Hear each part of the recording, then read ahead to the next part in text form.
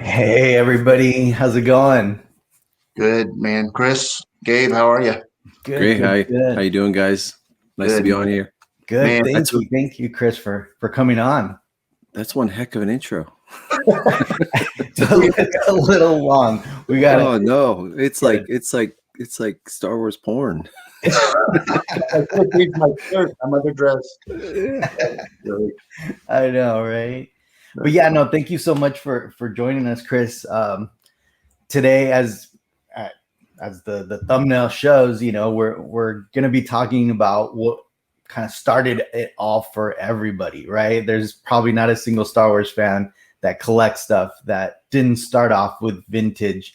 And I know you have an amazing collection. How Michael has an amazing collection. I feel like the person left out here, but I'm privileged to have both of you on here where I'm sure learn a lot about vintage. I'm wearing my vintage shirt. Nice. Yeah, I mean, I've been collecting for a lot of years. So I'm 47. So I've been collected probably 30 some years. So it's Man, accumulated. yeah. Now, do you still have like some of your original pieces now? No, I mean, I played with everything, and Yeah. my parents threw everything away at once I hit my teens, and I wasn't touching it, and it was sitting in boxes, so they just threw it all away. And Yeah. I wish I had it, but Yeah. I still, I got all this through. I worked at it all started collecting these packaged figures I worked at a comic store when I was in my early 20s. And people would bring in collections and sell them. And at the time, they were considered a lot of money back then, but they really weren't that much. So I would get them for even less than their value because the store we would just say to the people, hey, we're going to turn around and sell these. So we'll give you this amount. And I would end up just buying them from the store owner. So I have a lot of those from like 1990s when I bought like a lot of these here. That's awesome. So it's like Pawn Stars, huh? It's like basically. Let me get someone here to my buddy over here to take a look at it. I'll give you $5 for that R2 lightsaber. The guy I worked with had no idea what it was, so he just kind of turned to me. He was like, "Hey, what's this? What's this? What's this?" And even like Indiana Jones, carded Indiana Jones figures, I scooped up a whole set of those and everything. Nice. So. Do you still have those? Do you still have the Indiana Jones? Oh, I sold those actually. Surprisingly, I wish I hadn't. Yeah. I have a few of the Indiana Jones still, like the what is it, the with the mummies? What do you call that? The Well of Souls. Well of Souls arc with the arc and everything. I'm missing a couple of snakes, and I think one of the little fire deal stick things, but just the little fire deal on that, they're like $80 online. Oh yeah, they're not cheap at all. I still have the Well of Soul. I still have the map room yet, but other than that, I don't have any others. I had Marion and. Oh yeah, she's like the most. You know which one I still have, and I just found it in a bucket. What's the main bad guy, the one that burns his hand? Tote. Yeah, Tote. TOHT. Yeah. I have him loose, but I still have the little plastic cape on him and everything. Yeah, they were good figures too. They were on par with these Star Wars figures. Yeah. I just started collecting those again because I used to have all of them, of course, and none of it is like your deal when they're all carded and whatnot. But I have like the Indiana Jones. I got a real good deal on it just recently. Yeah, I love it. I mean, there's not even a lot. It would be hard to get the complete collection. It's just like the truck or the horse. I mean, they were like $400 to $800 loose. Yeah, it's a little easier to get those than it is to get Star Wars. So for sure, jump on them while you can. That's right. Cat's out of the bag. And Michael, you still have a couple of your originals, though, right? Huh? I do. So on the originals, I have a lot of it.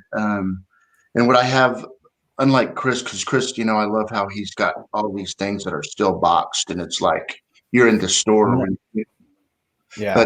But the only thing that I have boxed is that I don't have out here right now is I've got a skiff boxed and the A-wing, but the I want to take them out, and I know like Chris is like, what? But I like to have them out where you can really touchy kind of thing, even though that nobody's touching them but me. But in that case, you should buy the new ones and open them up, not the old ones. Yeah, exactly. And I actually have those. I know they have like a green one and stuff. I don't get a lot. I have them all, but I don't just that all that stuff is boxed, all that figured stuff is. I've got so many, in the package of the newer 97 and up. I just don't really, Yeah. it's cool for reference, but I don't. Yeah. But I do have all of my original action figures and Nice. the blue snaggletooth that was mine, so that's really cool. Chris, were you also collecting the like Power of the Force and stuff that came out in the 90s, or no? Did you just no, that by that time is when when popularity started dying, and kids my age weren't playing with this stuff anymore. Right. So you would see the Power of the Force ones 2 for $1 at Kmart, and you couldn't give them away. Right. And now they're considered the more valuable ones. So a lot of the Power of the Force are higher up. Yeah. Yeah, I used to see bins of them, bins. You couldn't even give them away.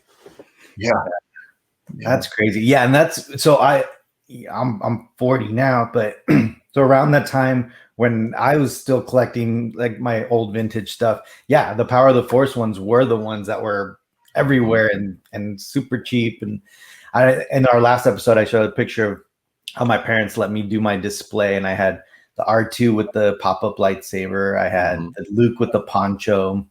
And it was just what was around.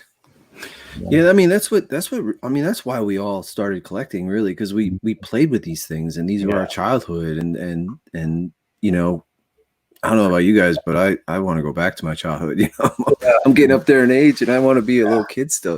So well, you are a little still, man, and that's what's great. You're living it every day. The wives and everything, I think it's kind of weird, but hey, hey, it's better than women and drugs, so whatever. There you go. Exactly. I always say to my kids, I say, I want you guys to start collecting so you never do drugs and you never, go down the wrong path. Because if you start collecting all your money, you're like an addict. Yeah. All your money goes right to it, and that's it. Yeah. Yeah. My kid, my oldest, Cody, I've got 2 boys. One's 23 and the other one's 27. And my first video that I shot, I'm just being silly and I'm playing with, my little Jawas and stuff. And my boys are like, Dad, dude, don't do that. But when they're out and about, and like I think I was telling Gabe, my older son, he's tatted out completely, and he goes into the tattoo shop, and the tattoo artist that owns the shop there, he's a big Star Wars fan, and brags to Cody about all, because he's got some really cool stuff in there, I heard. And then that's when Cody steps up and is proud that his dad has, the crazy Star Wars stuff. Yeah. But I wish that my boys were into it. Like I was able to take him to the Smithsonian. Remember when they had the Star Wars deal there with Myth Magic or whatever? My oldest was very young, and I've got really neat pictures of him by the X-Wings, the studio stuff. And he respects it, but man, they just don't care about it. My little Haley does, at least. So well, I have triplet boys, and they're 17 years old. Yeah. Wow. I didn't know that about you. Yeah, I have 3 17-year-old boys, and 2 of them are really into it. Nice.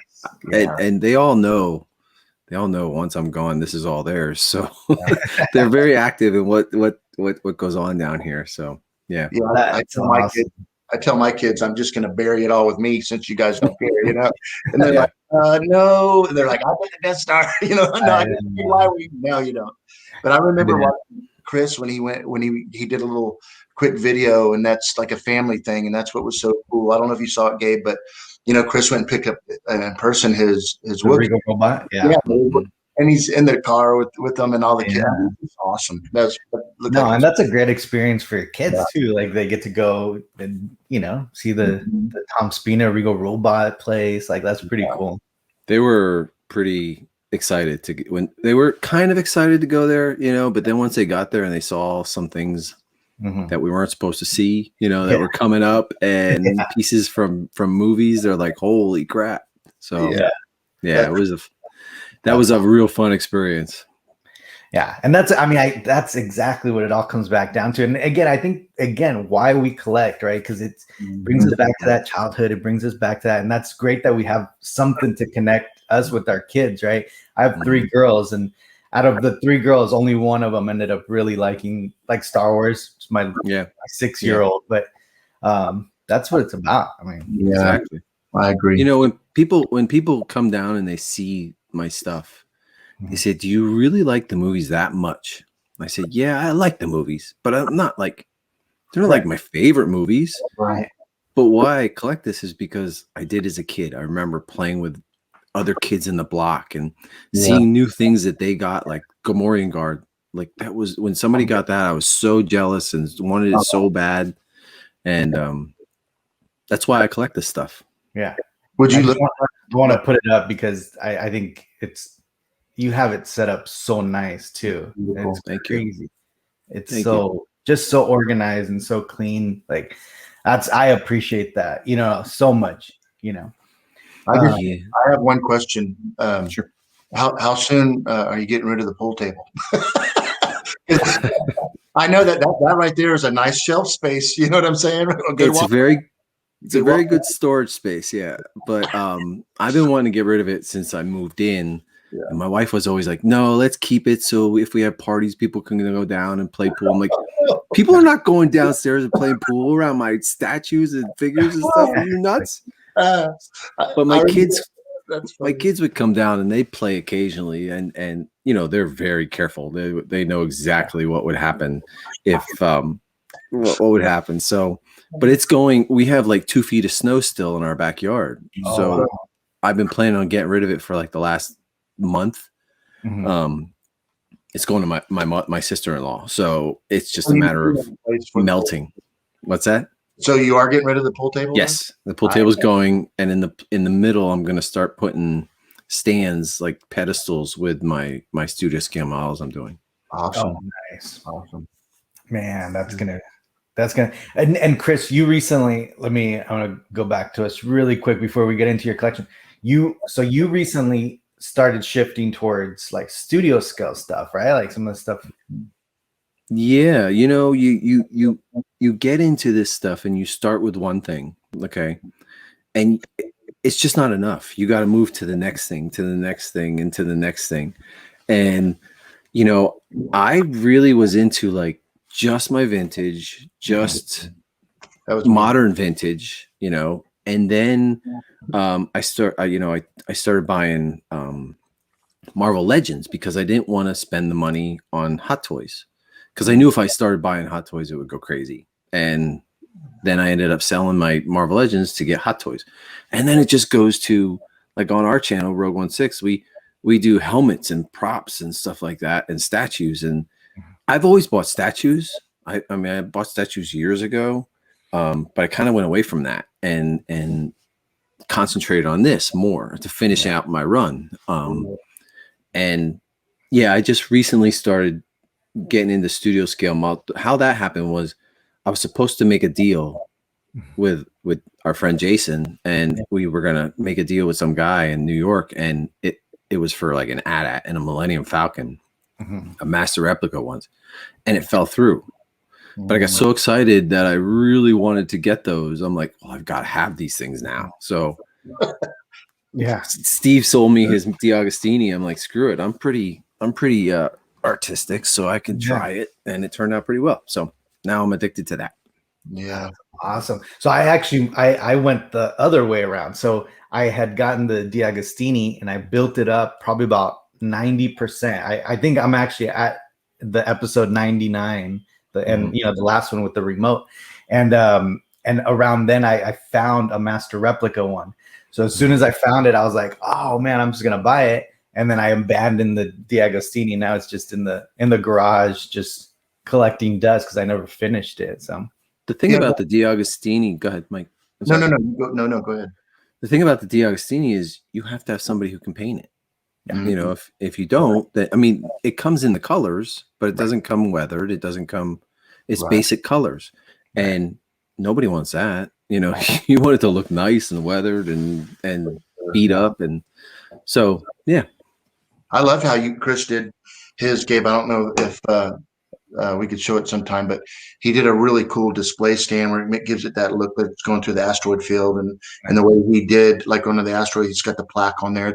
That's going the extra mile on something. Then that's what I love to do. Like when it comes to the dioramas, and like we were talking about that Arnold statue I got, Yeah. doing the all custom and stuff. It's that little extra step that just, and plus you did it, right? So I think it's pretty cool. When Plus, I'm sorry. go ahead. On the Gabe, you were saying on your master replicas, is that the one that was like a too good to be true deal? Was that the one that you were, or was that the AT-AT? No, it was that one. That one was the one that's, yeah. Can you just real quick tell that story on which how you came across? Yeah. So so that Falcon, I was looking for it for a long time. So I have a search on eBay, where it's just like master replica Falcon, and I check it every day and I, refresh it. And every once in a while, there's this one scam that would come up where it was like, send us a gift card. It was like, I forgot how much they wanted, like something cheap. It was like $2,000, $3,000. But it wouldn't let you pay. You have to do these extra sums. It was fake, right? So then this one came up, and I don't want to say the price because I'm telling you, I just out of respect for the person that sold it to me. But it was a good price. It was an amazing price. So I was like, you know what? It's not that same scam that I've seen. I'm protected by PayPal. Let's see what happens. It's nearby. It's in LA. I'll just pick it up. So I went ahead and bought it. I contacted the seller. The seller was like, yeah, we had someone pass in the family and they had this collection. So that's, we're selling it. So I was like, okay, cool. Let's meet up tomorrow. I'll drive up. I'll pick it up. So we end up meeting up in LA, and they told me that the dad or the father-in-law, the guy I was dealing with, and the wife came up and said, yeah, my dad passed away, and he was an attorney, but he was a big collector. And I was like, oh, well, look, I just, not to, obviously I'm sorry, for your loss and all that, but like, I'm an attorney and I'm a collector of these. And I showed them my room and they're like, oh my God, yes, that's so good. My dad would have loved to have that in your space. So it was a touching moment because, there was some connection there between me and that family after that, but that's pretty cool. Yeah. So I ended up getting it, and nice. And that's really good. Nice. Yeah. Mike, I don't know if I told you, but that there's that the modelers actually put their names on the 32-inch and the 5-inch, the 5-foot Falcon, right? They put their names on real small, like in like small places that you can't see it on the actual model. So what I did was I took the same exact spots. I put my son's names on those spots instead of the modelers' names. So and they know where it's at. So when they get it when I'm gone, they'll be like, that's their great. names on it, So oh man, that's touching, man. That's awesome. I just recently came across those pictures. I didn't realize. They're cool. Yeah, they're hidden all over the Falcon. And they're so small. I had to use those magnifying lenses, and I was doing it, and my wife walked in, and she's like, "Really?" Like I had those really like thick ones. You're like with Rick the light. Moranis. You're like Rick Moranis on Honey, I Shrunk the Kids. She's like, "What did I marry?" Like, that's hilarious. All right, well, let's talk about vintage because I want to know more about it. Obviously, because it is my first passion, and I got two of the best collectors in this that I can. So let's. There's a lot of them out there, right, Chris? There's a lot of them. Oh yeah, there's a lot that know a lot more. I mean, I've been doing this for a lot of years, but there's people out there who know a lot more than I do. Yeah, but we're still know enough to get in trouble. Yeah. So I mean, I don't get into the variants and stuff that much. So Chris, where are you at? So to be clear, Chris, you don't on the you don't collect any vintage loose, right? No. Okay, so I take that back. There's one vintage loose in there. Okay, so if you look on the bottom shelf, not the very bottom shelf of the figures. Right. In the middle, there's a blue snaggletooth. Okay. And that guy, it's right around there. And he didn't come on a card, but I needed to have him, and I needed to have him on a card. So I had a guy make me a custom card for it. Right. So that's the only loose vintage I have. That's pretty cool that you did that with a custom card. Yeah, I don't know why. I just can't. It bothered me so much that it was loose that I just needed to put it on there. And then, so So the loose ones like Yak Face and stuff like that. Okay, you said you're not into the variants, but do you have like the tri-logo Yak Face? No, I don't have tri-logo. I have the Power of the Force. The Yak Face came on a Power of the Force and a tri-logo. Gotcha. And So I don't why have is that. Snaggletooth? So because obviously everyone's heard the Jawa with the vinyl cape, the blue Snaggletooth. Can you just describe a little bit why is that one so rare? The blue Snaggletooth isn't really that rare. It's just because it came in a Sears Cantina display, and you can only get it in that display. It would come in a box with 3 figures, and you can only get it with that set. Right. You couldn't buy it individually anywhere else. But the Vinyl Cape Jawa actually did come on a card, so that was that. You can get that one on a card. Got it. Yeah, and that right there goes. There's a couple of variants when the vinyl tape carded. I mean, they can go. Man, I had one, and I regret it when I sold my Don Post. I don't sell my stuff, but at one time I did. And it was, I think it was '03. I had purchased a very, very clean carded vinyl cape. I have another one now, but it wasn't as clean as that one, and I paid at the time $900 for it. And when the guy I sold it to owned a comic book shop, and he promised me that he wouldn't sell it. He just wanted to have all that stuff in its place, and he ended up selling all of it. So how I collect my figures is I collect them on the first release card that they have. Like say, excuse me, the Star Wars card. Okay, so like there's Chewbacca on an Empire card. There's Chewbacca on a Jedi card. I don't get those. I just get the first card that they came out on. Unless it's something special. Like, and we were actually just talking about that yesterday about setting parameters, right? As collectors, you want to set like some type of standard, or else it's so easy to get out of hand. Yeah. Oh yeah, there's so many variants. There's so many different cards. There's so many. I've actually been pretty good at sticking to that, which I don't stick to very many parameters, to be honest with you. But with that, I really did stick to from day one. I really had not much interest in like tribal logo cards or like this from this country or that country or and a lot of collectors. Okay, so as long as I've been in the vintage, I've seen a lot how things go. Okay, so in the beginning, it was like everybody wanted the carded figures. Okay. And once everybody bought all those carded figures and they became really expensive, they would jump to vehicles, box vehicles. Okay. So while the craze is going on for the carded figures, the box vehicles weren't that expensive. Right. So, and then as soon as people buy up all the boxed vehicles, they'll jump to tri-logos, because tri-logos really weren't worth a lot, and now they are. And then they'll go to tri-logo, then they'll go to prototype, then they'll go to first shots, then they'll go to, concept. It's whatever is available that is cheap at the time. Everybody jumps on at certain times, and then that becomes a lot more valuable. And then they move on to the next category. And I tried my best not to do that. Yeah. And when I really like how uniform they look. And I think that's what's so appealing to me. Immediately it just draws my eyes because of everything matches, all the logos match. Like it's really, you have it really well set up. Thank you. It reminds me of being like every Saturday I would every Saturday, my mom, she worked at a bar, and I would go into work with her, and while she would go and do all her stuff at work, I would go under the bridge where the interstate is, and the mall was over there, and I would go and get a slice of pizza and a drink and go see a movie. But the first thing I would do is I would hit JCPenney's, Toy Box, Montgomery Ward's, Sears. I would hit all of them, and I would see what's new, and I'd get at least one carded figure.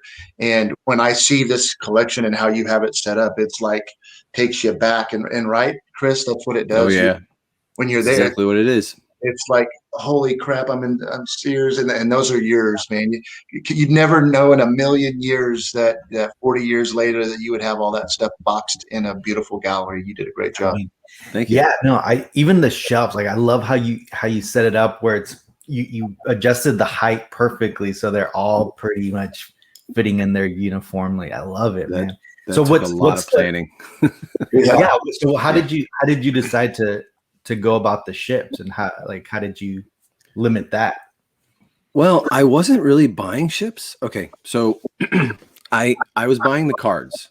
Okay, but I've always loved the vehicles, and I always looked at the vehicles as like they took up a lot of space. Okay, so until I had a place to display them, I didn't really buy them. And then my son's like, "Well, now we have a lot of space here. Why don't you buy those vehicles now that they're, you know?" And at the time, they were pretty cheap, not cheap, but cheaper, and they were available. So I started buying all these vehicles, and then now it's pretty hard to come by vehicles. You can get carded figures all day long on eBay and stuff, but the vehicles are actually pretty tough to come by nowadays. They're getting there. Yeah. Yeah. And like a lot of mine are, I'd say about half of my vehicles are graded. 90% of them are in acrylic. I'm still waiting for this company to make like an acrylic cover for the Jedi AT-AT and the Ewok Village. But yeah, that's how I started getting the vehicles. So all these, all these boxed items, I'm sure we got some close-ups on them, but these are, they're all in acrylics, correct? Most of the vehicles are in acrylic cases. And you make them, the acrylic, you get somebody to make those? No, there's a company called GW Acrylics that I buy them from. Okay. And all of my figures are in acrylic cases. Yeah. I'd say half of them to 3/4 of them are graded through AFA, but the rest are all in acrylic cases. Yeah. Nice. And I love the Sears Hoth. It's Sears, isn't it, Chris? On the very top, the Hoth one it's got like the old Land of the Jawas base. Oh no, that's not a Sears exclusive. I don't. Oh, you know what? You're right, because I got that one at Toys R Us. Yeah, I remember that. You're right. Yep. You're right. Yeah. You remember, Chris, when those Sears catalogs would come out? Oh yeah, I look at them every day. Yeah, 1.5 inches. It'd be cool. I don't have any of those. It'd be cool to see one of those old ones and going back and seeing those. Man, I just so a funny story about my shelves and when I built them. So the figures, I built all these shelves for my whole basement. I refinished. It was just block walls, and the figure shelves. I built them, and I put all my figures on and all my ships on those other shelves. Okay.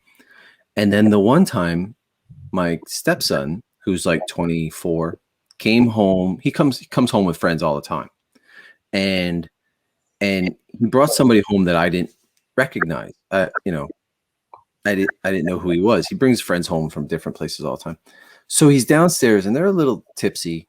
And the one kid was talking about how cool these things are. And my stepson, who was, he was just not bragging or anything or being he was just like, hey, this is worth this much and this is worth this much.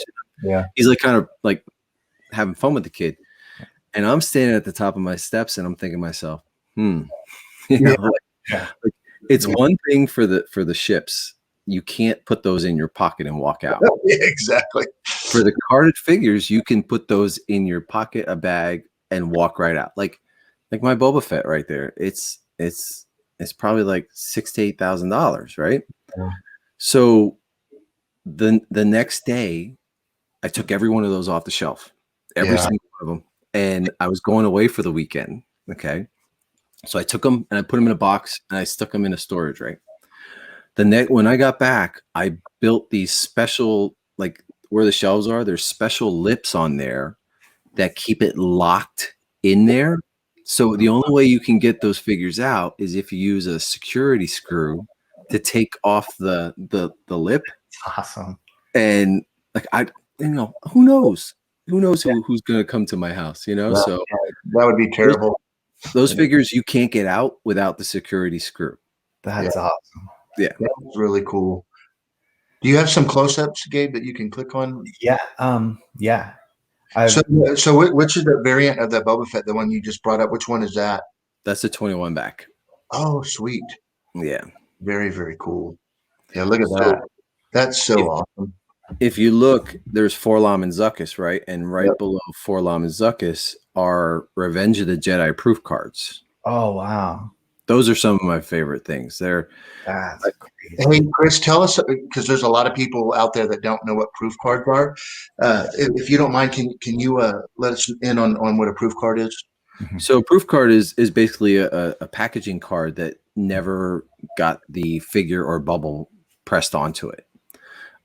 They're production pieces, and there's all kinds of, there's a lot of them out there. There's ones from Empire, there's ones from Star Wars, there's ones that were like the pre-production, the artwork and stuff like that. I think they call them cromolins. I'm not 100% that I never got into. So, but with Revenge of the Jedi, I'm sure most people know that Revenge of the Jedi was supposed to be the name of Return of the Jedi, and then George Lucas changed it to Return of the Jedi. Yep.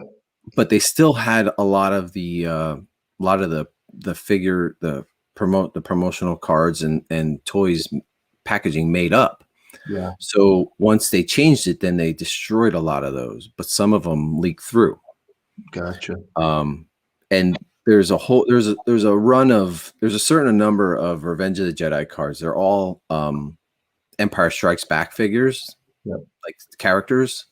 And a lot of people, like, when I bought those, they weren't expensive again. And then like after I bought them, all of a sudden people were like, need them, and they're like $3,000 to $4,000 a piece.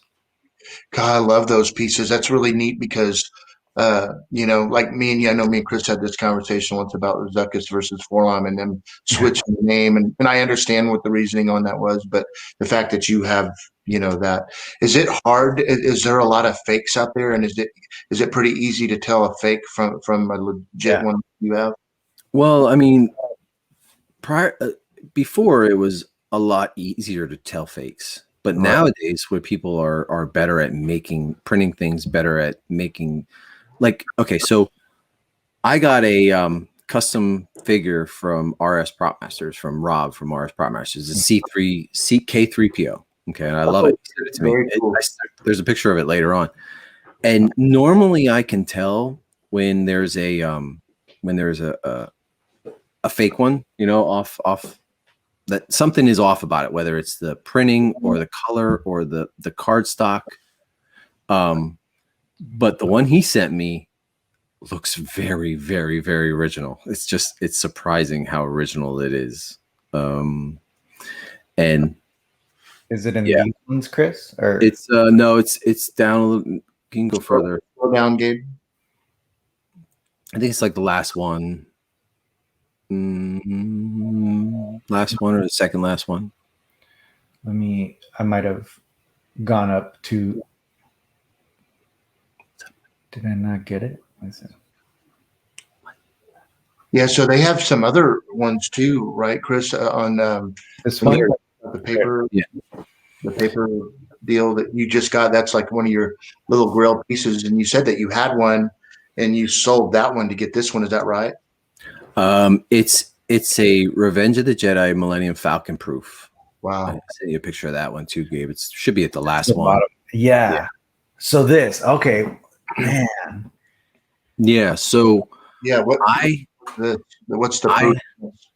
I had the Rebel Transport one for a lot of years. It was AFA graded and in acrylic case,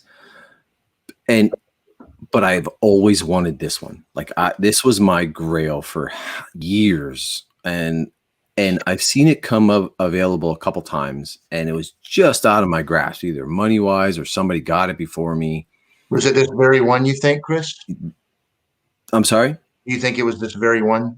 No, because there's been a couple that I've seen that have, like, this is not graded. Mine hasn't been graded. I have it sent out to AFA to get graded. They'll grade it. They'll put it in an acrylic case, and so that it never gets damaged. And I saw this come up, and I thought, oh man, I just don't have the money to get that right now, but I want it so bad. So my son says to me, he's like, why don't you sell the transport one to get that one? Because the transport one I liked a lot, but I wanted this one since for like 20 years, I've wanted this. This was my grail out of everything I own, everything I've always wanted. I've wanted this because I have two of the Falcons in box. I have the Empire Falcon and I have the Jedi Falcon and I have the D'Agostini, and this I had to have. Is it safe to say that the Falcon's your favorite ship? Oh yeah, the Falcon's a whole character in the movie. I mean, it really is. They tried to replicate it in other shows like Rebels, and it just Falcon is a character. It's funny enough. There's actually a court case, a legal court case, specifically referencing the Millennium Falcon as a character because there was a copyright issue, and they're saying, how can this functional ship be a character? And the courts ruled that it was a character, just like the Batmobile. There's a couple of other famous vehicles that are characters.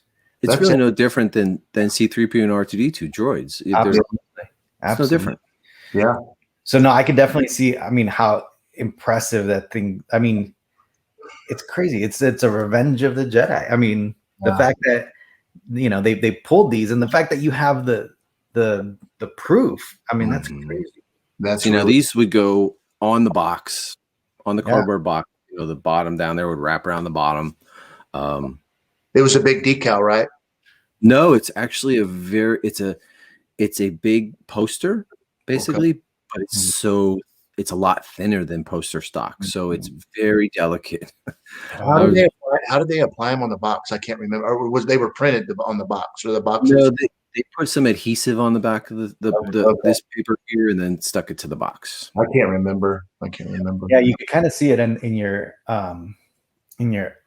other, like the other two, kind of how they wrap around. Yeah, you can see the cardboard, the white around the edge there is the cardboard starting to change color. Yeah. Yeah, it's going to happen. I love the AT-AT, Chris. That one, probably out of all of my vintage, that one has on the vehicle side anyway. That one has the most meaning to me. I love the AT-AT, and that's really cool. You got those versions. Yeah, you got both of them. The vehicles are so impressive and so cool, and just such an important part to Star Wars. Yeah, and prior to that, they really didn't make vehicles. Prior to them releasing these in the 70s and 80s, they didn't make too many vehicles for kids to play with. Right. They actually made the figures 3 3/4 inches so that they could make these ships for kids to play with. So what's that on the bottom, Chris? On the bottom right, AT-AT right there? It looks like it's smaller. Yeah, what is that? Those are modern vintage collection ones. Oh, okay. Yeah. Those are up in value now too. They're in, like, the Empire one is $800-900. Oh, yeah, it's amazing, and it's cool how they kept that old vintage. Me and Chris, I know, go crazy when they came back with the vintage figures, and they only came out with a few of them. It sucks. I wanted them to come out with a Jawa. That's on the figure cards. I love the Jawas. That's probably my favorite. But Chris, on that Imperial shuttle, this is one of those ones that ever since I was little, I've always wanted it. And it was one of those ships that I could never get and never had. But that looks awesome. I love that thing.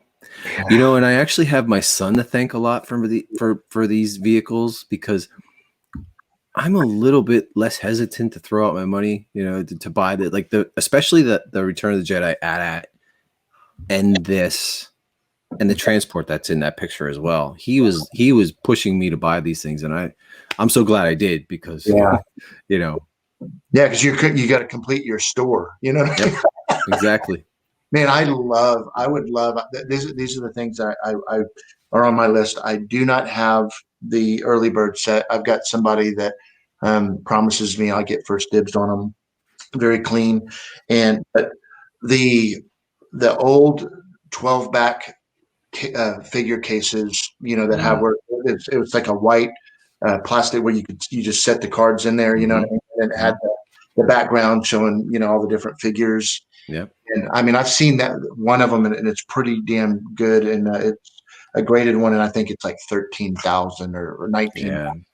But yeah, I would love to be able to have that with cards in there, because I remember, Chris, at Best Products, I remember, and this is no lie, it was later on, but it was, I'd say maybe 80. I'm not kidding when I tell you the story. It's about 85. So like you said, Star Wars was dying down, and no one really cared about the droid stuff, the A-wing. But what had happened is I didn't have the money at the time, but I remember they had found this box up in the attic of the store, and it just got lost, in the fixtures or something. But it was all the 77, 70, like the Jawa and people, and they just had them out there on the top. And I remember telling my mom, I want those, and she wouldn't let me have them. But anyway, yeah. What's funny is even the cardboard boxes that got these figures and vehicles shipped into stores, people are collecting, like the old cardboard boxes that are just it's crazy. I mean, everything. The people buy Kenner business cards or Kenner pens. It's just that's right. They collect all of this stuff. Yeah, that's so cool. That's so cool. Awesome. So where are you at right now, Chris, in your vintage collection? What is your goal, and like where are you at on the what you have now and what you want to get, and are you going to be done? What's your plan on that? Well, I'm almost finished with the vintage cards, the figures. I think I need like three Star Wars cards, 4 Empire cards. I have all the Jedi cards, and I think I need 3 Power of the Force cards. Okay. And they're not crazy expensive. Like the only one that's really expensive that I need yet is a 12-back Luke. I don't have a Farm Boy Luke. It'll come eventually. It's just a matter of right time, right place. Yeah. And you don't care if it's double telescoping or just a regular one, right? I mean, I would love a double telescoping one, but they're like 19, 20,000 on a card. It's crazy, so That's insane. That ain't never happening. So, and you never know. What's crazy is, that somewhere out there sitting in a box somewhere is a double Luke telescoping Luke or Ben or Vader. Yeah, they're getting few and far between though, for sure. And Chris, what's up with this Boba Fett? Yeah, that's the one he was talking about. Yeah, that's the bad boy. That's the big boy on the block. He is he's 21 back Boba Fett, basically. He was the first release of Boba Fett that came out on a Star Wars card. He's especially right now, Boba Fett there's crazy. It's insane now. So so I kind of know. Okay, so I know there was the mail-in, right? There was a mail-in Boba Fett. Mm-hmm. Yeah, that was the first one. Before this one or after? I'm sorry, say that again. The mail-in was before this one that you have. Is that how it worked, or how did? I don't know that actually. I don't know if the mail away came first or this came first. I would assume the mail away did. Yeah, you'd have to pull the proof of purchases. That's usually how it worked with other figures. Is before it came out on a card, you could mail away, and there was supposed to be a rocket firing Boba Fett, but we all know the story of that thing where some product choked some kid, and then they recalled it, and it never made it out to production. Right. So. And there's a couple versions of those, right, Michael? I'm sorry, say it again. There's a couple versions too of the rocket firing. There is. Yeah, there's the rarer of them is the non-painted version, and then they've got the J hook. There's a couple different versions of the Boba Fett, but so the mail away, it was before Empire, and so nobody really even knew who Boba Fett was or what he was going to be, what his character was. It was just a new one. And then I think that's why I love this. I don't have this one. And I think that this was printed, I think, around right before they went into the Empire line. So I think this is a very rare card, to be honest with you. And me and Chris talk about this a couple of times, and we said at the beginning of the show that, we're not graders or that knowledgeable, but I will tell you though that I think this is a very rare variance of that figure right there. Yeah, a lot of people want a 21 back Boba Fett. You know, it's the first carded ones that's out there. Yeah. No, and I bet especially now with Boba Fett, the Boba Fett hype is blowing up. This thing is only going to raise in price, and people are going to scout it like crazy. That and Slave One too. Slave One is one of my favorite pieces I have as well. I love. Right? Yeah. Where is it? Yeah, I know you like Slave One, Chris. I do. I want a model so bad. Like I want to get one and paint it up. And you're gonna get one, dude. I can tell you that you're gonna get one. Sweet. Yeah. Mine is. I'd say it's 3/4 of the way done now. Beautiful. Yeah, we're gonna show it on And Chris, are you planning? You said you're planning to put like your studio scale stuff kind of in the middle here. I built like a display stand for my Falcon, and I'm gonna put like pedestals, my other models on pedestals in the middle with light. See how the ceiling right there is open. Yeah. That's because I'm running wires and getting ready to put more lights in the ceiling to shine directly on the models in the middle. Yeah, that's awesome. So as soon as that snow melts, man, that pool table's gone. Oh man! You're not going to sound like a jerk saying no. They can't play in the basement. I felt like a jerk the one time. Okay, so my wife came to me. Listen, Gabe. I said, listen, this is a funny story. My wife came to me one night and she's like, "Hey, is it okay if Austin, who's her son, her 21-year-old, 24-year-old son, brings some of his friends over to play pool in the basement?" And I'm like, "Are you kidding me? Like it's one thing for my sons to play down there. They know to be careful. They know what to do. But you have like 3 strangers coming into my room playing pool? Are you insane?" She's like, "What? It's not a big deal. Are you crazy?" Yeah. So that's I think that's the funny part about the wives, right? Like my wife's kind of the same thing with the Star Wars room. Every time some kids come, like even some like kids friends, she's like, "Yeah, go show them the Star Wars room." I'm like, I know this kid, not the best kid. I've seen him. He goes around like breaking stuff. I'm like, I don't know. Yeah.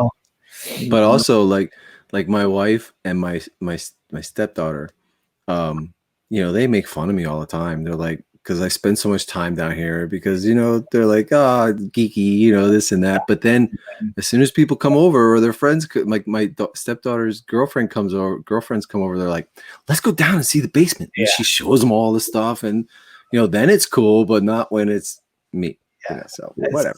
I'm the exact same way with my wife's like, "Oh, your geeky stuff, your geeky YouTube." But as soon as someone comes over, go show them your room. Like, all right.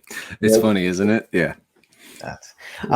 So Michael, obviously, Chris's collection is pretty much all carded and sealed, but you keep your stuff out of the box, right? Yeah. So like I had mentioned earlier, I just have a few things that are boxed, but because a lot of these toys were my toys when I was young, obviously they're out of the box. And I've told this story a few times, but it's what was really weird about me is I didn't play a lot with my toys. I would open them up and I would set them up in scenes, but I never like, it's funny because that video I was telling you about my kids making fun of me when I'm all, I never really did that. It's weird. It's what's weird about it all is that I wanted them all, I wanted the whole collection. And then I was so worried that there would be a day that I would wake up and I would be like, man, I got to just get rid of this stuff. And I didn't want that to ever happen. I didn't, I don't know why or what it is or what the comfort of what Star Wars did for me and what it does so for all of us out there, and it touches us in different ways. Right. But the vintage stuff is just, but again, so everything's loose. And I'm just gonna play it through really quick because you sent me some videos. I don't know what order I'm gonna be playing them in. So. So you're kind of going through the middle line, but I don't have everything set up in order. It's not in order, but it's pretty much everything. You'll see. There's just a few things missing because they're boxed and I haven't opened them. So, but okay, so there's So that middle row, do you organize them as like I try to keep all the hots together, and what the airs of when they all came out. So I stop on the top of my shelf on the top back here. You'll see, I start with the 12-inch dolls, and a lot of the little things like the die cast stuff. There's that droid factory we were talking about, right? Yeah. That's I dreamed about as a kid.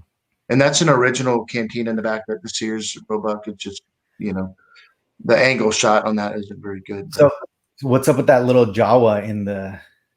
So that right there is the how do you pronounce it, Chris? Little Eddie? Yeah, Little A. Yep. Yeah, Little Eddie. I didn't even know about the removable cape. The top, his hat comes on and off. I didn't know about that variant. And a really close friend of mine actually donated that to me, as well as what you're looking at right now. That piece right there is like, I wanted it for so many years, and I finally got my hands on it. The Death Star thing? The Death Star pallet toy? Yep. Those are beautiful. I would love to get a box one of those. So they're not cheap. This one came with the box. Box was a little messed up.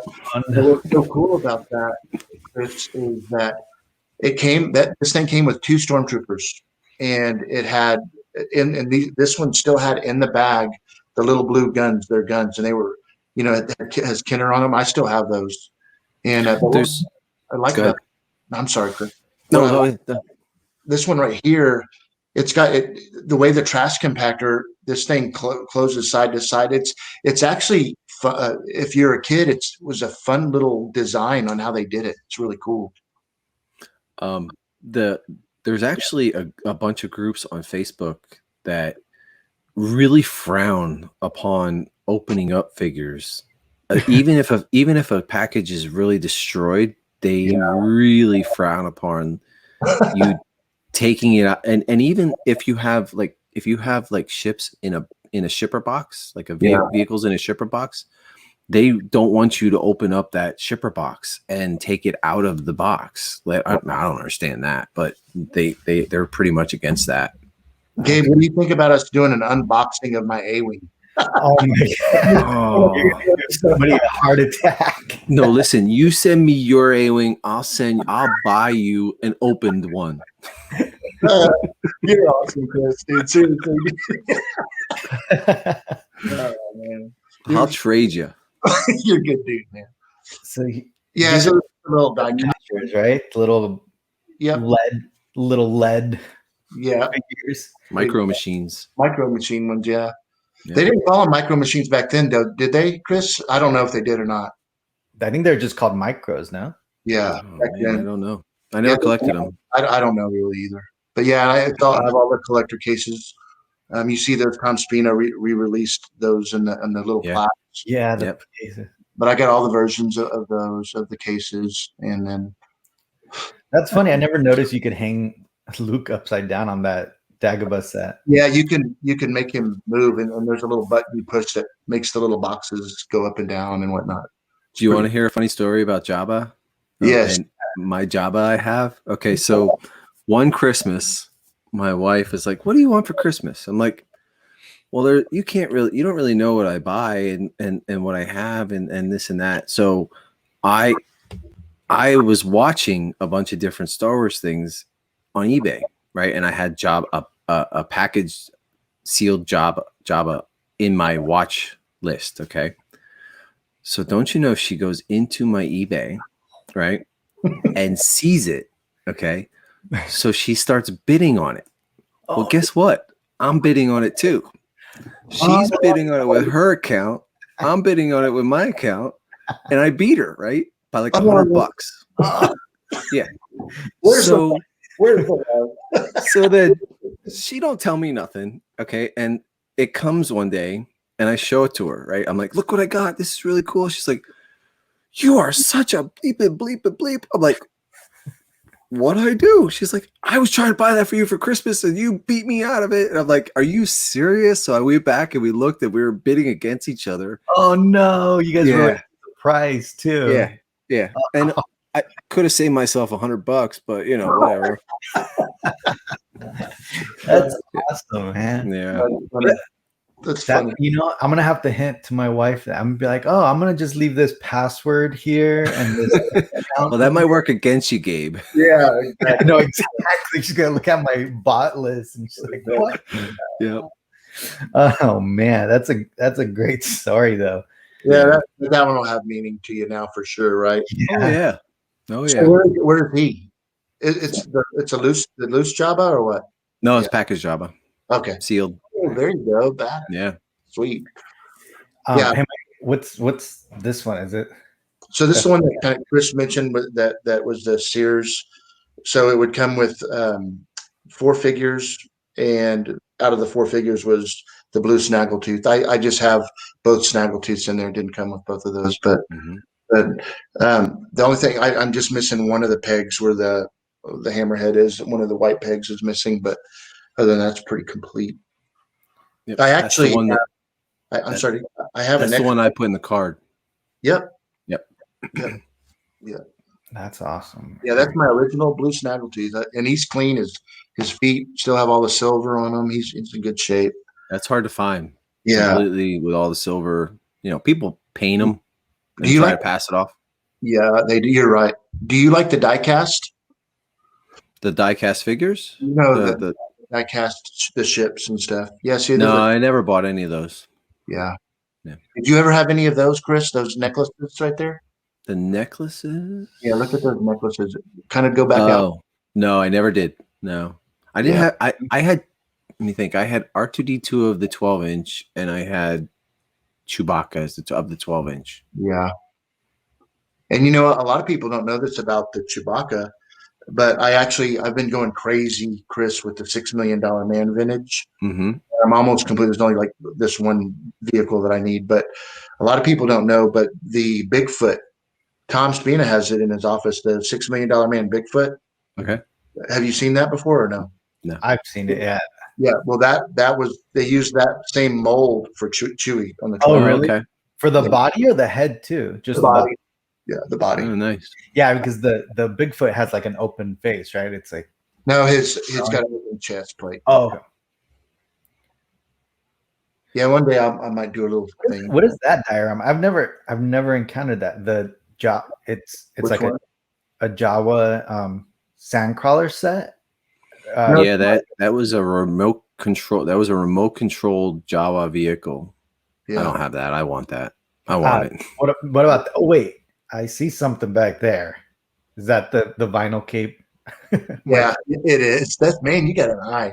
Yeah, I just do certain things I just don't put out there. But yeah, that's the vinyl. Golly, man, you're pretty good.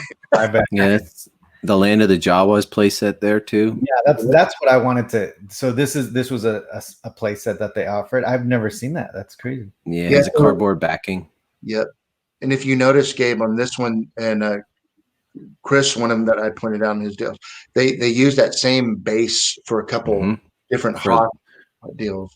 Yep, the Rebel Command Center, the Hoth attack base. They used it for. Hey, I'm going to show you guys something since we were talking about the land of the Jawas, because I want to ask Chris if he's seen the thing on 1 second. Stand by. So these are the die-cast ones, right? Yes. Yeah, I think I definitely had, I think maybe the Millennium Falcon, maybe the TIE Bomber. Yeah, I never got any of those. You know, when I was, my kids, when they were younger, they had a pediatric doctor, and in his office, he had shelves exactly like this, where all of his, all of his, ooh. So I want to see if you've seen this before, Chris. I have seen that before.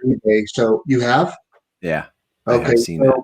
Was this a store display? Because look, so I liked if you look real close, you can see so it has like the land of the Jawas and then the Crate Dragon. Yeah, isn't that cool? And then that is very cool. Yeah, you can flip this board, and then on the back, it has the mail-in. Yeah, it's kind of like the mail-in deal, like I have behind me here. But I love this piece. I didn't know if it was. I don't know the story behind it because there's not a lot of reference to it. You know what I mean? I don't know. I'm not. Maybe I haven't seen that. Yeah. It's very shiny for a vintage, though. So it's definitely not vintage. Like our era. Okay, yeah, it's modern. It's more modern than vintage. Yeah. Okay. You know what I think it is, but you see how if you look, like they have like the sand tracks and and that's so cool.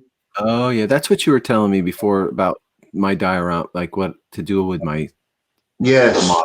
Yes. Yeah, I mean, Okay. I'm sure you got some pretty cool little ideas on how you're going to do that. And that's what I like about those. And then like how you did the plaques and how Gabe, every time he does, he gets a bust or whatever, he'll get these custom plaques and, it's pretty professional looking. I like that. If you want, I can send them to you, Gabe. The what? The pictures of the base for the Falcon. Yeah. Yeah, that'd be cool. Show that. Yeah, I'd love to see it. While Chris is doing that, this is what I've been working on, and I've got one of these coming to Gabe real shortly here.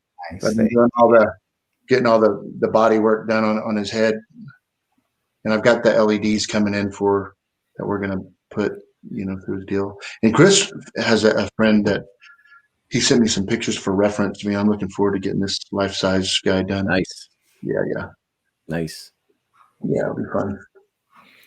That's awesome. I love that the contrast of your guys' collection, right? Like all in the box, perfectly displayed, and then Michael's got them all loose, also awesome display. I mean, this is great. And again, I think the vintage is just they're the only collection that's gonna bring everyone like just some type of feeling, right? Just looking at them, just looking at the box. Every time I go to Target and I see like some of the new releases, like the vintage one, immediately it like stops me in my tracks, and I'm like, oh, the old vintage. And now they're coming out with like have you seen the He-Man vintage ones at Target? Same thing. I stop and I'm like, oh wait, what the hell am I looking at? I remember when they came out, when they restarted doing Star Wars figures in like 97, I think it was. 97.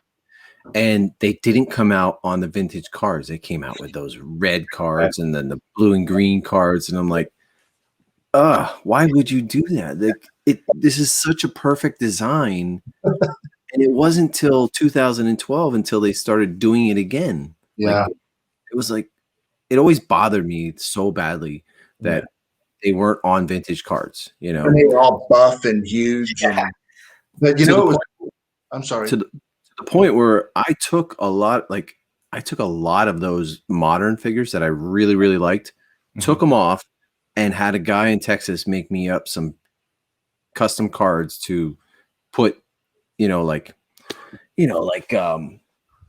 Muftak and Cobb, like I just always wanted them on a card. So I had to make me a card for it, Yeah, it's crazy when they had the buff figures, right? And then after that, I mean, I think that's when the Star Wars frenzy started up again, right?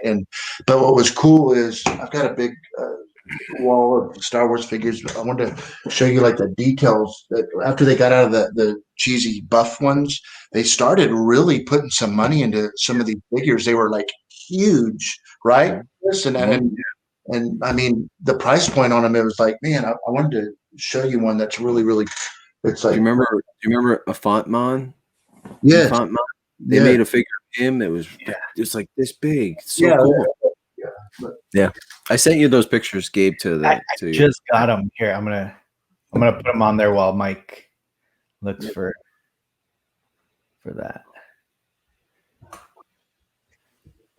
So that's your D'Agostini, man. That came out.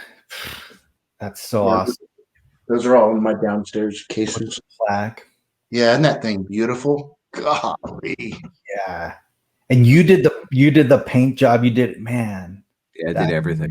So I made those asteroids out of foam, like insulation foam, and then sprayed them with spray paint so that it ate away at the foam. The aerosol ate away at the foam, and it caused those little bumps and holes in it. It turned out I really like how I did it. Yeah, look how that plaque sits in there. So what did you use? The Archive X colors? Yeah. Yeah, I reached out to what's his name? Is it not Guy, right? Yeah, it's Guy. So I reached out to him early on when I was doing my D'Agostini, and I was asking him, and he's usually really busy and I was asking him for like, hey, like, what do you recommend for this and that? And I kept on bugging him. But I was still in the middle of building it, so I never got to the paint part, towards the end. See where if you look at the red parts there, you see the little greeblies that are in front of it. Yeah. On the actual model, they had overspray that sprayed onto those pieces. I made sure that I got that overspray onto it. Did you use a custom interior, or is this? Yes, I used what do they call that? The Paragraphics. Yeah, for the paragraphic ones. For the gun port, I used the Paragraphics, but for the cockpit, I did fiber optics. Nice.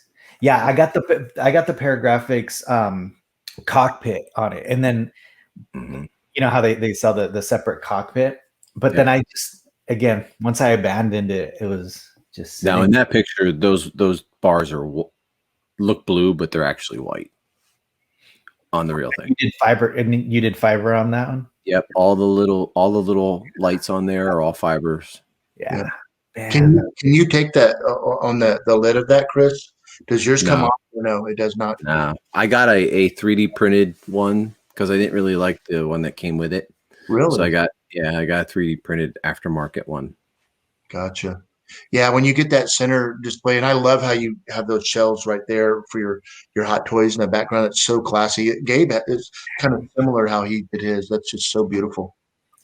Man, no, you did an amazing, and again, I appreciate it because I did do a lot of research when I was doing my DiAgostini, and just I love the fact that you redid the bullet holes, right? The shots. I grinded them out with a Dremel tool. Yeah. Look at that. And that's so sweet. Yeah. No, it just makes it look just perfect. Man, this is awesome. Did you which I ended up getting the little additions to the so the back of it. I did. In this picture, they're not on there, but they're on there now. You got them on there. I was waiting for like a month for them to come from Italy. Yeah. What kind of base did you use, Chris? What is that bottom base? The support rod? No, the actual black base. So it's a table I bought at IKEA, and I stained it, and then I put a piece of smoky black acrylic over top of it. Oh, okay. To give it, I didn't want to do like a diorama. Like I wanted to do something like it's in space, and there's little elements of real, like the asteroids are there. Like I didn't want to do like whole asteroids, or just like when I do my sand crawler, I don't want to do sand. I want to do like a sand colored acrylic and then put moisture evaporators and like a couple rock formations. Nothing like over too much, Hey, Gabe, go back to that picture. I mean, I know we're talking vintage today and all, but just real quick. The background, what I see right there, that's just it's well displayed, Chris. I mean, that's what everyone, I mean, so 99% of all the collectors, the people that are tuning in and watching this and all this, it's just that, it's one thing to have a collection, but the way you display your collection, I mean, Gabe's a perfect example on this prop replicas, everything he's got behind him. It's just so classy when you have it like a museum. I love the look.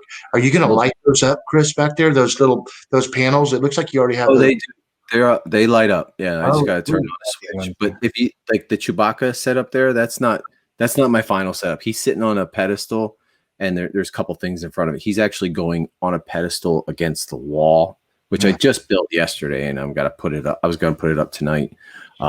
That's a work in progress where Chewie's at right now.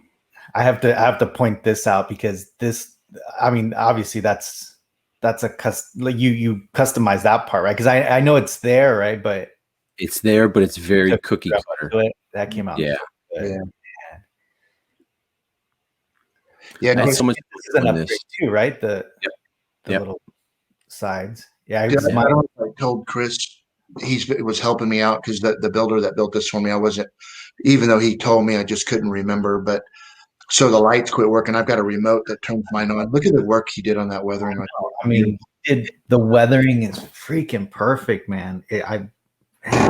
Chris, I was going to say my I don't know if I told you, but I got in there, like, you showed me where to go, and And that's the bad thing about when you don't build it right, you don't know. But so it had that really nice, clean little deal, and I went to pull the batteries out, and they were deteriorated. They were all that acid, I guess, and so that little box is all rusted out. Can I get that replace that box, Chris, in the Falcon? You know what I'm talking about? The Damn it. interior. I wish you'd asked me last week because I threw one out. Wow, you're kidding. I swear to God, I had it last week, and I was going through my stuff, and I threw it out. I wish you'd have mentioned it to me. Shit. Oh man. Which box are you looking for, Michael? So there's an interior. Oh yeah, the little black battery box. Oh yeah, you got one of those, Gabe. Yeah. I have several. I'm gonna have to send you one. I have several because I bought one. I bought a little one for the R2D2, so it's just easier for me to turn it on and off. And they sent me 4 of them. So, and I think it's the same battery box with the switch.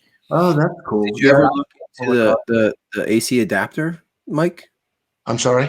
Did you ever look into getting that AC adapter? I need to. It's right over there to look at. I need. It's better than the battery because then you can plug it in and it is a lot brighter anyway. So I would go that route. Yeah. So Mark Elkins.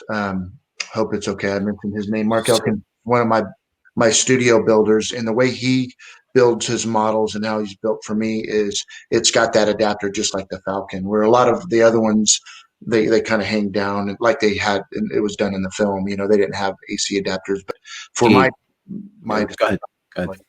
I just Gabe, go back to the cockpit, Gabe.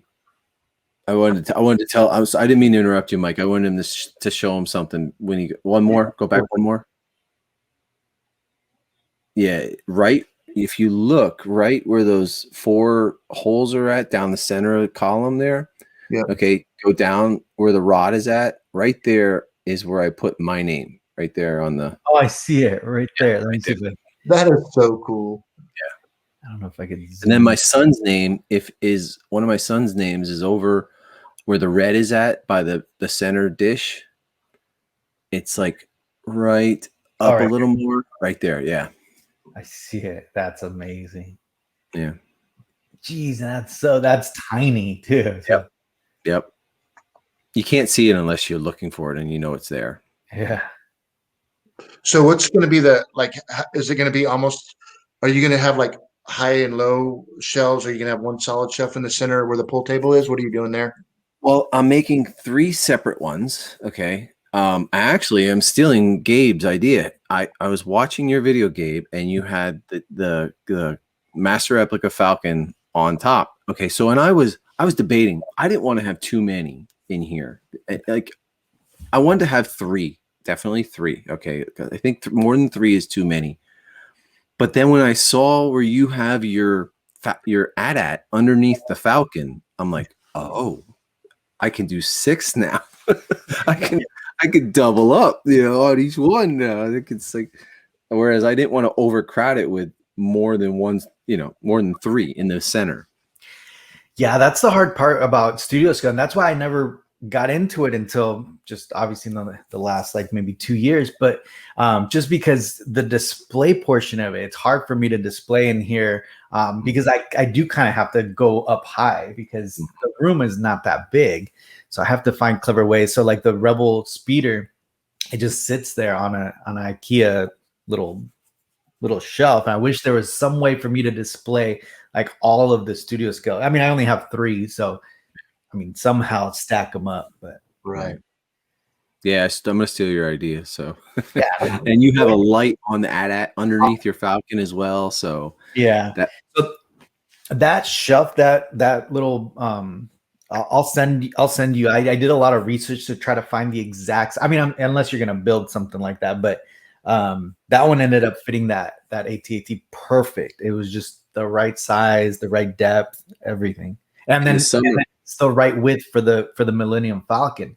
So it just ended up working so nicely. The only thing I had to do is I built 2 legs behind it because it's not wide enough for the Falcon. Oh. So the Falcon is kind of just sitting halfway on it. So then I just did 2 like 4x4s behind the Falcon to stabilize. Yeah. In the summer, I'm gonna build an acrylic case to go over top of the Falcon. Oh, perfect. Yeah.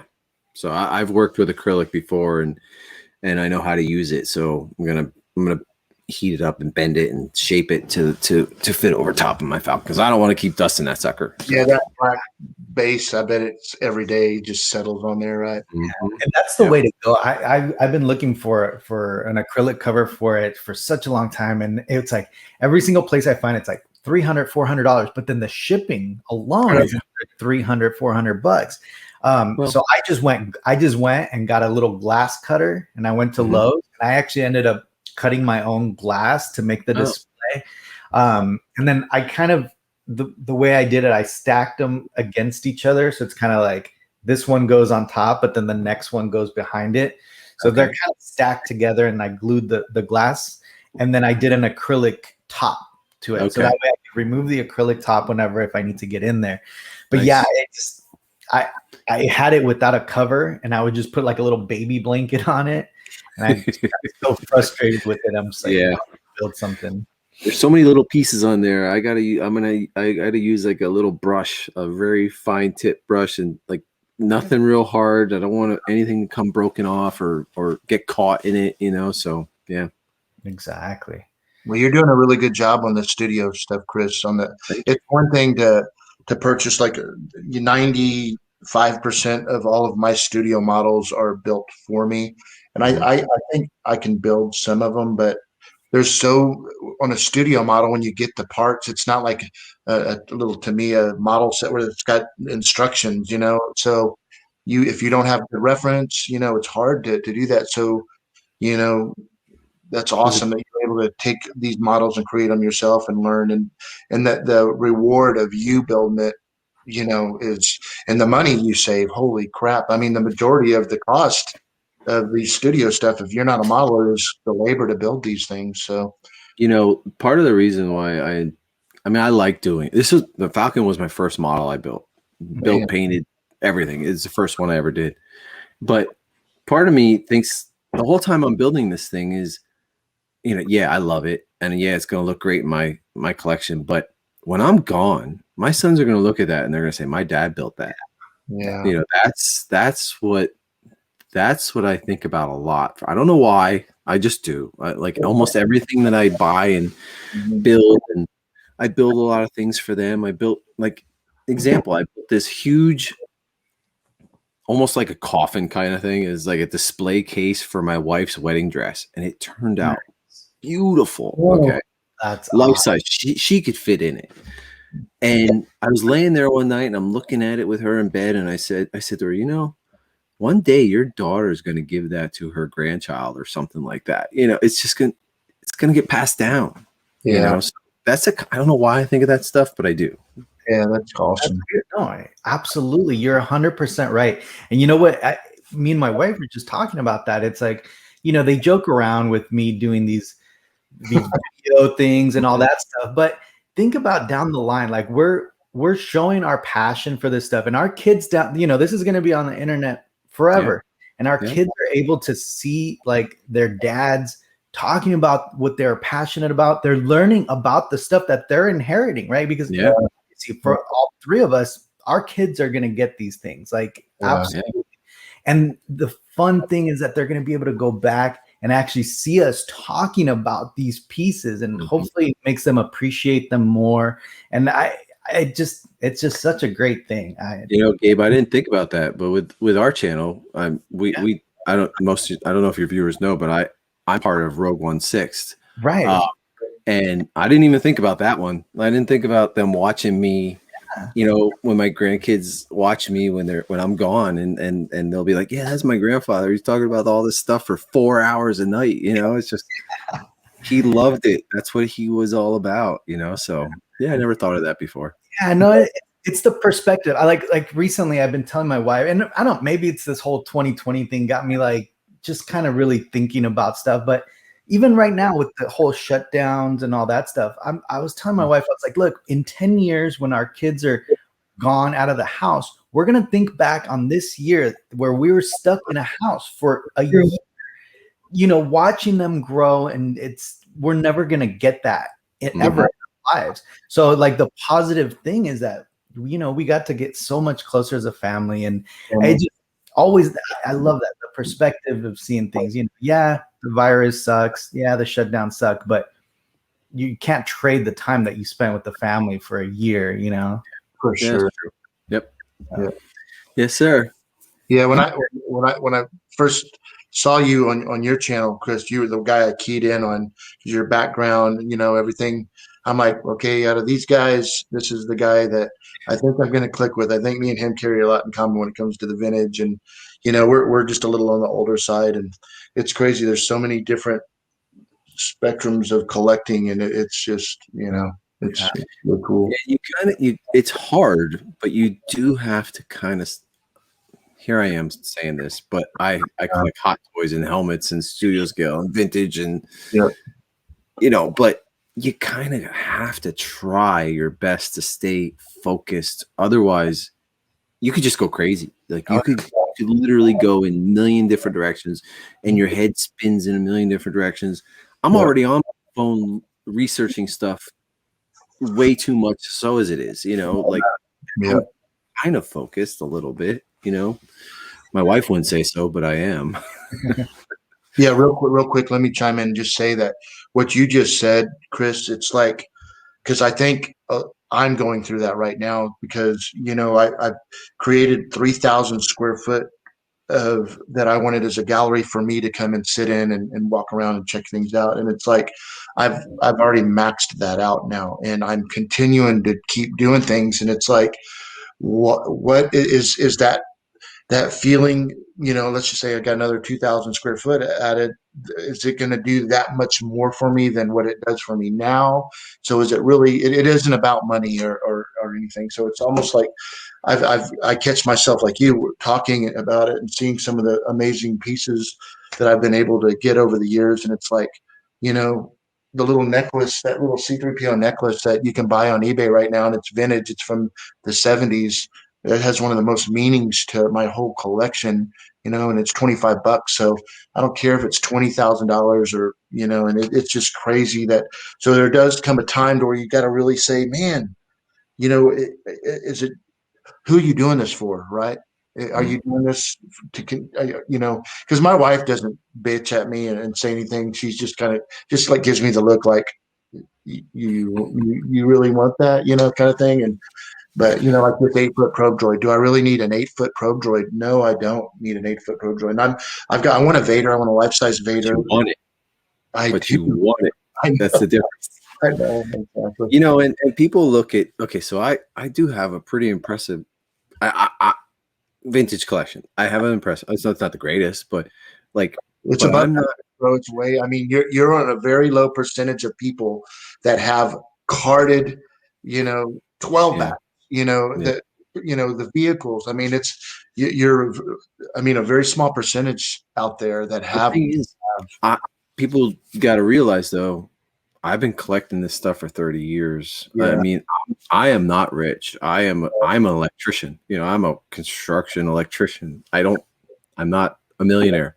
This is years of buying a piece here, a piece there. Over time, it's a long haul, not just boom, I got to have all these right now. So yeah, it's crazy because me and Gabe have had this conversation. There's a lot of people out there that they see a collection, they just assume that it was handed down, the money was handed down, silver spoon. But first off, you can't.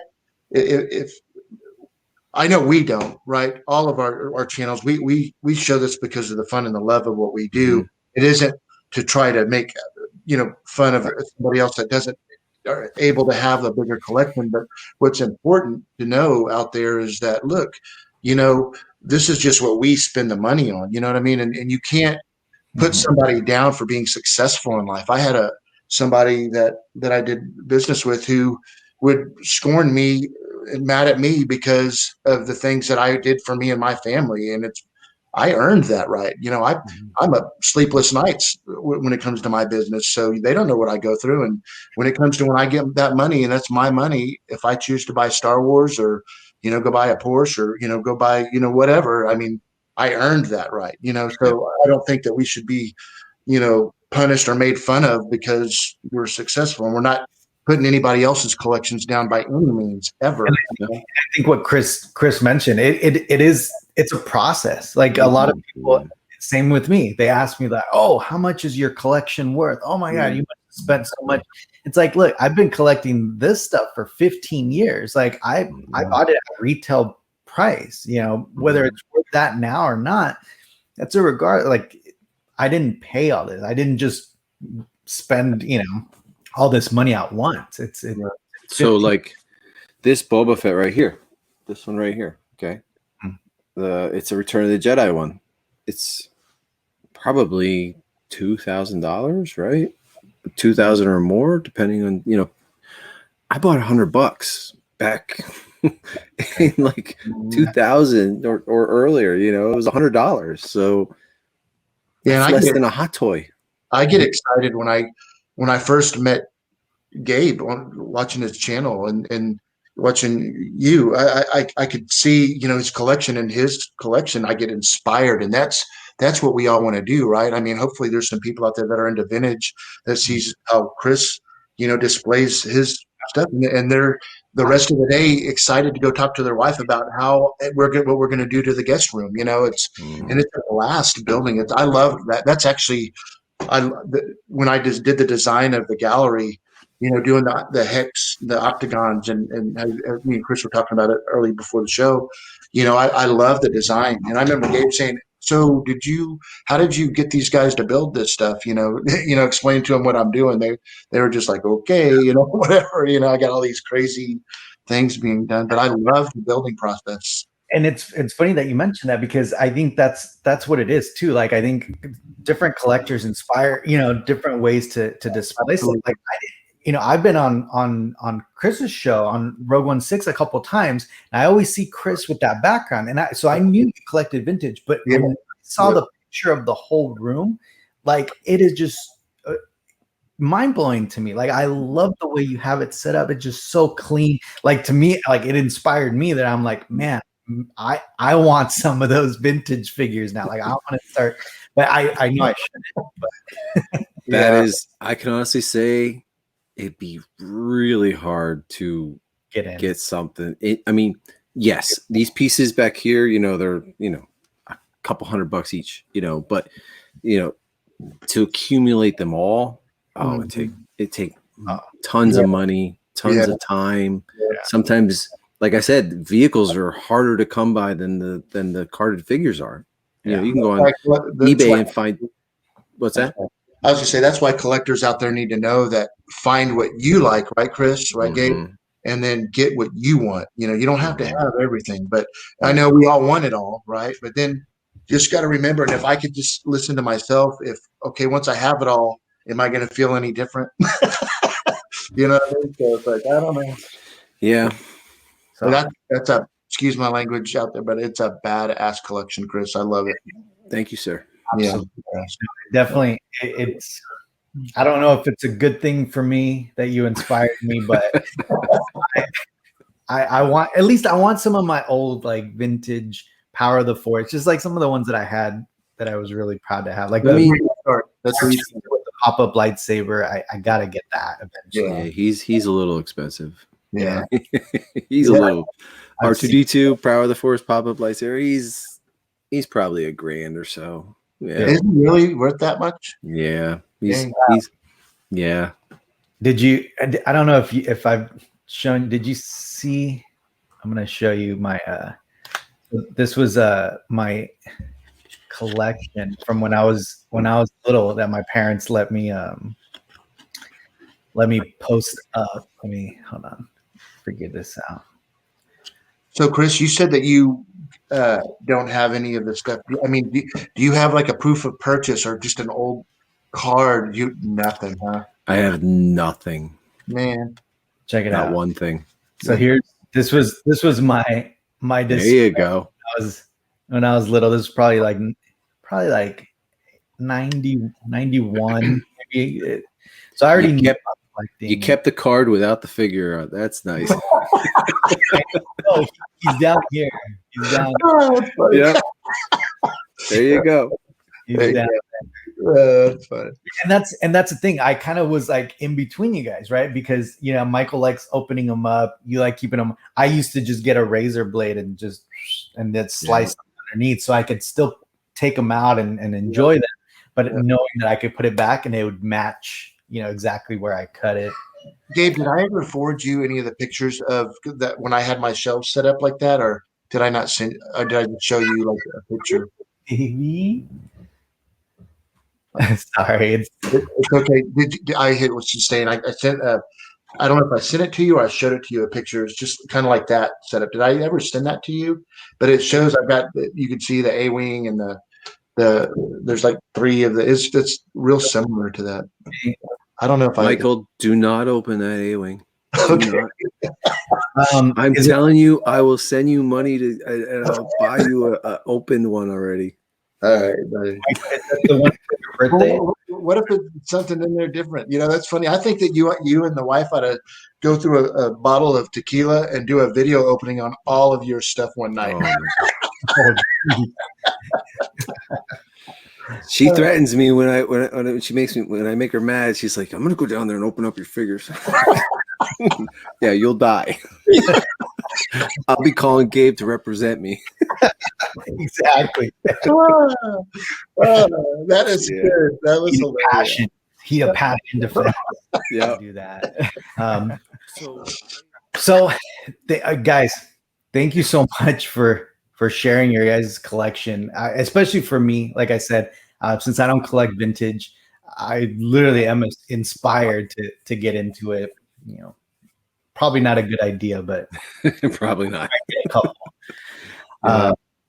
Michael, you got any final words? Yeah, I just wanted to say definitely from Gabe and from me, Chris, thanks so much. You're a classy dude for coming on our show, our channel, and showing us your collection. You're very much respected over here. I just want you to know you guys do a great job, and I look forward to seeing some of the upcoming stuff of like your studio models and whatnot. So for sure. Thank you very much. I really enjoyed coming on with you guys. I mean, there's nothing better than coming on and talking to cool guys about things we absolutely love and showing your collection. Like that's what we do for, that's what we do this for. So thank you very much. I appreciate you guys inviting me, and I love talking. I really haven't talked vintage in a long time. I mean, our channel, we do a lot of props and a lot of statues and stuff. We don't do no vintage. So, it was nice to come out and talk. Yeah, and tell the 1-6 guys hello too. Super cool. Will do. Yeah, and if anyone watching, obviously, you guys go to Rogue 1-6. I'll put a link on there and follow that channel. With Chris is a regular on that channel. Yeah, cool stuff. Yeah, for sure. We have a lot of fun. It's just a couple guys just getting together, talking about things they love. Nothing y'all special, have your really. own personalities, and y'all click. Mm-hmm. Pretty fun. Yeah. We're all good friends. That's right. All right, man. The Star Wars family. Well, thanks so much for having me on too, Gabe. Man, I look forward to our next episode. Yeah. No. Thank you. And thank you, Chris, again. Thank you, Gabe. Thank you guys. Take care, Chris.